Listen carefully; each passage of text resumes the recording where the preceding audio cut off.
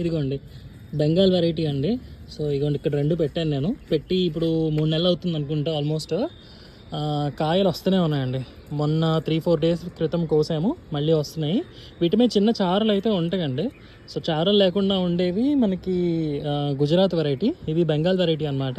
So Bengal variety అయినా కూడా pencil దొండకాయలు అండ్ మనం బయటను కొనుక్కునే దొండకాయలతో అస్సలు పోల్చలేము. నేను ఎవరో తెలంగాణ నుంచి ఒక ఫోన్ కాల్ వచ్చిందండి. సో మాకు బుడంకాయల్లో బుడ్డు ఉంటాయండి దొండకాయలు, బాగా అస్సలు టేస్ట్ కూడా ఉండవు.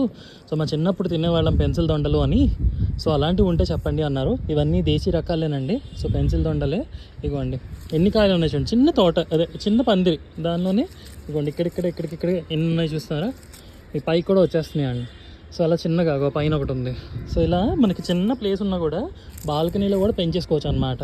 కొంచెం ఎండ తగిలే చోటను పెట్టుకుంటే చాలు. ఇగోండి చూడండి తోరణాలా చక్కగా వస్తున్నాయి. సో ఈజీగా పెంచుకోవచ్చు దొండ మొక్కలు.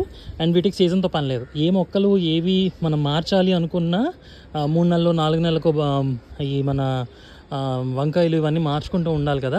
ఇవి అలా కాదండి, కొన్ని సంవత్సరాలు చూసేస్తాయి అనమాట ఒకసారి కొనుక్కుంటే. అసలు నాకైతే దొరికేవి కాదు, ఇప్పుడు చక్కగా దొరుకుతున్నాయి.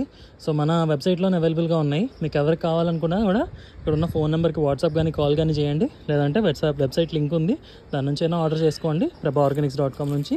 సో చక్కగా పెంచుకోవచ్చండి. సో చాలామంది అడుగుతున్నారు బెంగాల్ వెరైటీయా గుజరాత్ వెరైటీయా ఏంటా అని. గుజరాత్ వెరైటీ చాలా వరకు సన్నగా వస్తున్నాయండి. కాడలు ఏవైతే వస్తున్నాయో ఇంత సన్నం ఇస్తున్నారు, అవి మన దగ్గరికి వచ్చేసరికి పాడైపోతున్నాయి అనమాట. అందుకని బెంగాల్ వెరైటీ ఎక్కువ తెప్పిస్తున్నాను. సో చక్కగా ఉన్నాయి. ఎంతమందో టెస్టిమోనియల్స్ లాగా పెడుతున్నారు కస్టమర్స్, చాలా బాగా వచ్చినాయి చూడండి అని చెప్పి. సో మీరు కూడా ఖచ్చితంగా ట్రై చేయండి.